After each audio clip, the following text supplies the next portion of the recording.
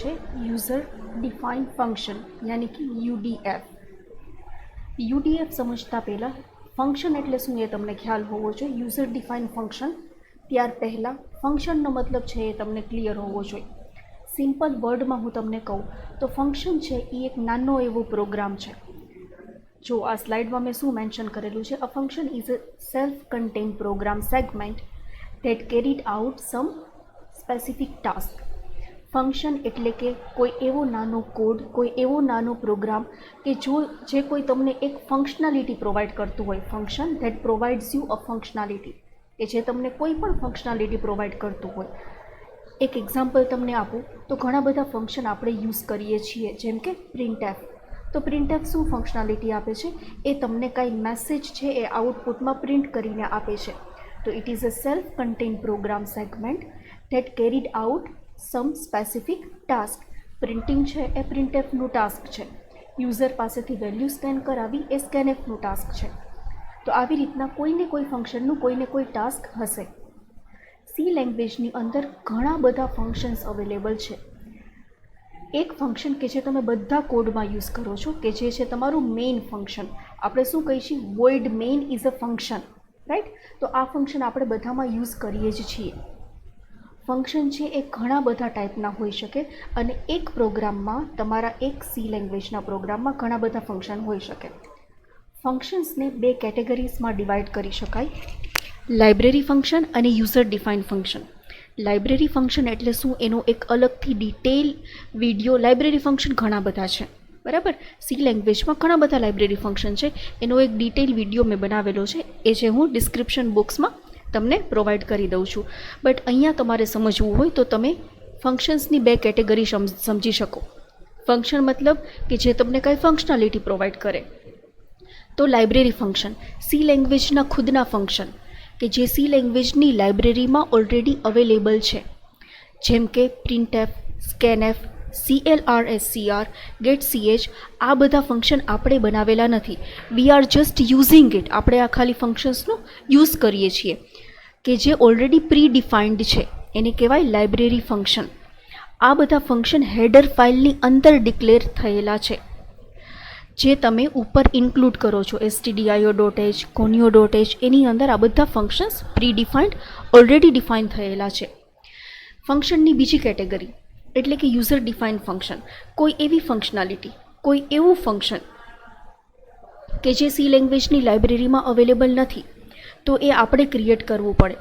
સે for example, print કરવા માટેનું ફંક્શન સી લેંગ્વેજ પાસે છે, બટ સિમ્પલ ઇન્ટરેસ્ટ ફાઇન્ડ કરવું હોય, તમને સિમ્પલ ઇન્ટરેસ્ટ ફાઇન્ડ કરવું છે, તો એના માટેનો ફોર્મ્યુલા અપ્લાય કરી અને તમારે ખુદને ફાઇન્ડ કરવું પડે. એના માટેનું કોઈ ફંક્શન અવેલેબલ નથી. તો એવી ફંક્શનાલિટી જે સી લેંગ્વેજ પાસે ઓલરેડી પ્રીડિફાઇન નથી, એ તમારે બનાવી છે. તો એના માટે તમારે જાતે ફંક્શન બનાવવા પડે. એને કહેવાય user define function. User define function કે જે યુઝર ક્રિએટ કરે, રાઈટ? અને આ યુડીએફનો યુઝ શું છે? તો એ તમારા પ્રોગ્રામની કોમ્પ્લેક્સિટીઝ છે એને રિડ્યુસ કરી નાખે. યુડીએફને આપણે ડિટેલમાં સમજીએ. ઘણા બધા પ્રી ડિફાઇન ફંક્શનના એક્ઝામ્પલ અહીંયા મેં આપી લીધા છે, જેવા મેં તમને હમણાં કીધું કે પ્રિન્ટએફ, સ્કેનએફ, getch, આ બધા લાઇબ્રેરી ફંક્શન છે. બટ મેઇનનો કોડ કોણ લખે છે? આપણે લખીએ છીએ. તો main is a part of UDF. યુડીએફનો મતલબ શું છે? UDF that allow a large program to be broken down into number of smaller self-contained component. એક મોટો પ્રોગ્રામ છે, એને તમે નાના નાના કમ્પોનન્ટમાં, એટલે કે નાના નાના કોડમાં, નાના નાના ફંક્શનમાં ડિવાઈડ કરી દો. એને કહેવાય યુડીએફ. તો હરેક યુડીએફ હશે, તમારું બનાવેલું કોઈ પણ યુડીએફ હશે, એનો કોઈને કોઈ પર્પઝ હશે, રાઈટ? જેમ કે પ્રિન્ટએફનો પર્પઝ શું છે? પ્રિન્ટ કરવું. getchનો પર્પઝ શું છે? યુઝર પાસેથી એક કેરેક્ટર લેવું. સ્કેનએફનો પર્પઝ શું છે? સ્ક્રીનને ક્લિયર કરવી. તો યુનિક પર્પઝ. તમે ખુદના ફંક્શન બનાવશો, એનો પણ કાંઈ ને કાંઈ ફંક્શન હશે, એનું પણ કાંઈ ને કાંઈ પર્પઝ હશે. સિન્ટેક્સ યાની કે સ્ટ્રક્ચર. યુડીએફને લખવાનું સ્ટ્રક્ચર શું છે? સૌથી પહેલાં તો રિટર્ન ટાઈપ. તમે જોતા હશો કે મેઇનની આગળ શું લખેલું છે? વોઇડ. તો વોઇડ છે એની રિટર્ન ટાઈપ છે. વોઇડનો મતલબ શું છે એ હું તમને આગળ હમણાં કહું છું. ઘણી બધી જગ્યાએ વોઇડની જગ્યાએ તમે ઇન્ટીજર પણ જોયેલું હશે, ત્યાં ફ્લોટ પણ લખેલું હશે અને ઘણીવાર કંઈ ન પણ લખેલું હોય એવું પણ બની શકે. તો આગળ તમે જે ડેટા ટાઈપ લખો છો એને કહેવાય રિટર્ન ટાઈપ. રિટર્ન ટાઈપ એટલે શું કે જ્યારે આ ફંક્શનનું એક્ઝિક્યુશન ઓવર થઈ જશે ત્યારે આ ફંક્શન તમને એ ટાઈપનો કંઈ ડેટા છે એ રિટર્ન કરશે, એને કહેવાય રિટર્ન ટાઈપ. રિટર્ન ટાઈપ કોઈ પણ વેલિડ ડેટા ટાઈપ હોઈ શકે, એ વોઇડ પણ હોઈ શકે. Than after function name. ફંક્શનનું નામ તમે કાંઈ પણ નામ આપી શકો.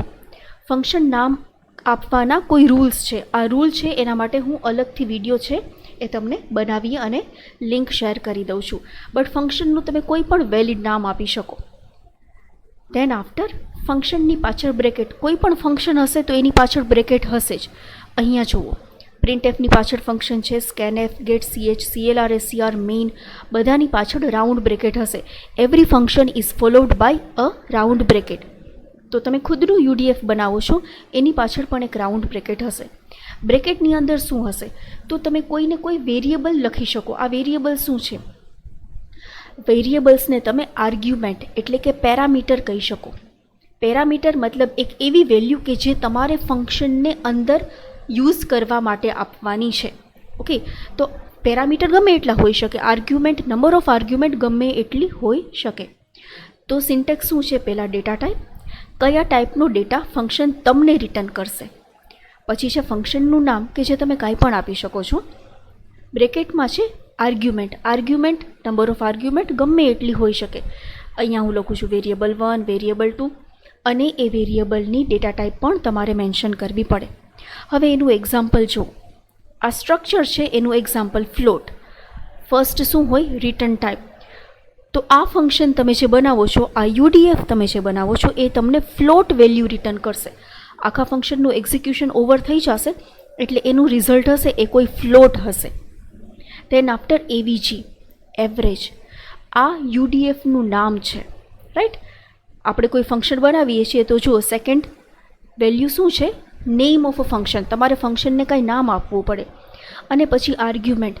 This function has 2 argument. આની કેટલી આર્ગ્યુમેન્ટ છે? 2 આર્ગ્યુમેન્ટ. આર્ગ્યુમેન્ટ કેમ લખવાની? પહેલાં ડેટા ટાઈપ અને વેરિયેબલનું નામ. તો ઇન્ટીજર a અને ઇન્ટીજર b આ બંને આર્ગ્યુમેન્ટ છે એવરેજ ફંક્શનની. આર્ગ્યુમેન્ટ એટલે એવી વેલ્યુ કે જે તમારે ફંક્શનને આપવાની છે. રિટર્ન ટાઈપ મતલબ એવી વેલ્યુ જે ફંક્શન તમને રિટર્ન કરશે. તો આ બેઝિક સ્ટ્રક્ચર છે. Steps. These are 3 steps. UDF create કરવાના આ 3 સ્ટેપ્સ છે. તમને નોટ ડાઉન કરવા હોય તો તમે સાથે સાથે પોઝ કરી અને નોટ ડાઉન કરી શકો છો. This is the syntax that I have explained, right? Steps are here. Steps અહીંયા છે. હું તમને પહેલાં સ્ટેપ્સ એક્સપ્લેન કરી દઉં. First of all, declaring a function. Function declaration હંમેશા મેઇનની બહાર હશે. અત્યાર સુધી તમે જેટલો પણ કોડ કરો છો બધો મેઇનની અંદર કરો છો, બટ ફંક્શન ડિક્લેરેશન ક્યાં કરવાનું છે? મેઇનના કર્લીની બહાર. જનરલી આપણે ફંક્શન ડિક્લેરેશન ફાઇલ ઇન્ક્લુડ થઈ ગયા પછી અને વોઇડ મેઇન લખો એની બહાર કરતા હોય છે. Writing code of a function. Step શું છે?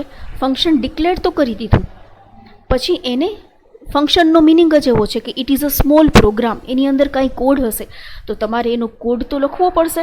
તો step number 2, providing code, writing code. એને ફંક્શનની બોડી પ્રોવાઈડ કરી પણ કહી શકાય.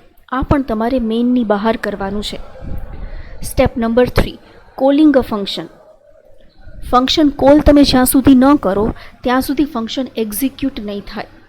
જનરલી આપણે ફંક્શન કોલ ક્યાં કરતા હોય છે? Within main function. પણ તમે ફંક્શનનો કોલ બીજા કોઈ પણ ફંક્શનમાં કરી શકો છો. આ પણ હું તમને એક્ઝામ્પલમાં એક્સપ્લેન કરીશ. તો સ્ટુડન્ટ્સ, આ 3 પાર્ટ છે સિન્ટેક્સના. રિટર્ન ટાઈપ, કોઈ પણ ડેટા ટાઈપ, ફંક્શનનું નામ તમે કાંઈ પણ આપી શકો, અને પેરામીટર. પેરામીટર યાની કે આર્ગ્યુમેન્ટ. અહીંયા અંદર હું જે લખું છું that is argument of function. અને આ 3 એના સ્ટેપ્સ છે. પહેલાં ડિક્લેર કરવાનું, પછી એને બોડી પ્રોવાઈડ કરવાની અને ફંક્શનને કોલ કરવાનું. કોલ કેવી રીતના થશે? અહીંયા હું એક નાના એક્ઝામ્પલથી તમને સમજાવું છું. હું આનું ડિટેલ એક્ઝામ્પલ હમણાં તમને એક્સપ્લેન કરું છું ટાઈપ કરીને. અહીંયા જુઓ, મેઇન ફંક્શન મેં લખેલું છે. મેઇન ફંક્શનની અંદર હું બીજા કોઈ ફંક્શનનું નામ આપું છું, રાઈટ. તો અહીંયા હું ફંક્શનને બોડી પ્રોવાઈડ કરું છું. This is step number 2. Step number 2 શું છે students? Write code out of the main. તો ધીસ ઇઝ ધ કોડ. આ મેં મેઇનની બહાર લખેલો છે. ફંક્શન 1 આપણા ફંક્શનનું નામ છે, રાઈટ. એની અંદર કાંઈ પણ મેં કોડ લખેલો છે. તમે કાંઈ પણ કોડ આપી શકો તમારા લોજિક પ્રમાણે. તો ફંક્શન 1 એને આપણે કોલ કરેલું છે મેઇનની અંદર, રાઈટ. તો this is known as step number 3, calling a function. યુટીએફના યુઝર ડિફાઇન ફંક્શનના 4 ટાઈપ્સ છે. No argument, no return value. Argument એટલે શું એ હવે તમને ખબર છે. ફંક્શનની પાછળ તમે અહીંયા જે લખો એને કહેવાય આર્ગ્યુમેન્ટ. આ એક્ઝામ્પલમાં જુઓ સ્ટુડન્ટ્સ, અહીંયા મેં 2 આર્ગ્યુમેન્ટ આપેલી છે, ઇન્ટીજર એ અને ઇન્ટીજર બી. તો આને કહેવાય 2 argument function. Average is 2 argument function. તો પેલો ટાઈપ શું છે? No argument. મતલબ એમાં કોઈ 0 આર્ગ્યુમેન્ટ વાળું પણ ફંક્શન હોઈ શકે. જેમ કે જો ફંક્શન 1 ફંક 1માં આપણે કોઈ પણ આર્ગ્યુમેન્ટ આપેલી નથી, તો એને કહેવાય no argument and no return value. આ ફંક્શન તમને કાંઈ રિટર્ન કરતું નથી. એ એક્ઝિક્યુટ થશે અને એ ઓવર થઈ જશે. આ તમને કાંઈ વેલ્યુ રિટર્ન કરશે નહીં.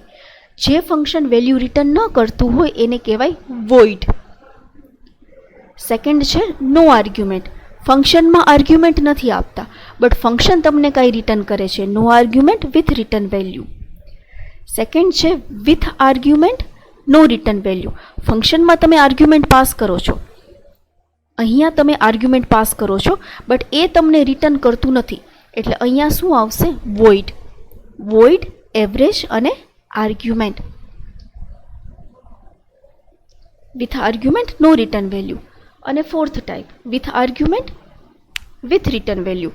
તમે પણ ફંક્શનને કાંઈ આર્ગ્યુમેન્ટ આપો છો અને ફંક્શન પણ તમને કાંઈ વેલ્યુ રિટર્ન કરે છે, રાઈટ. તો આર્ગ્યુમેન્ટ મતલબ તમે ફંક્શનને વેલ્યુ આપો છો અને રિટર્ન ટાઈપ મતલબ ફંક્શન તમને કંઈ રિઝલ્ટ આપે છે. These are 4 type. No argument no return, no argument with return, with argument no return, with argument with return.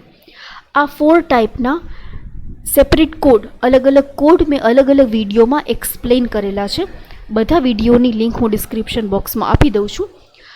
4 ટાઈપના 4 અલગ અલગ કોડ છે, એ તમે ચેકઆઉટ કરી શકો છો. જો તમને યુડીએફ, આ બેઝિક ઇન્ટ્રોડક્શન હતું યુઝર ડિફાઇન ફંક્શનનું. જો તમને આના રિલેટેડ કોઈ ડાઉટ હોય, કોઈ ક્વેરી હોય, લાઇબ્રેરી ફંક્શન્સ એટલે શું, યુઝર ડિફાઇન ફંક્શન એટલે શું, તો તમે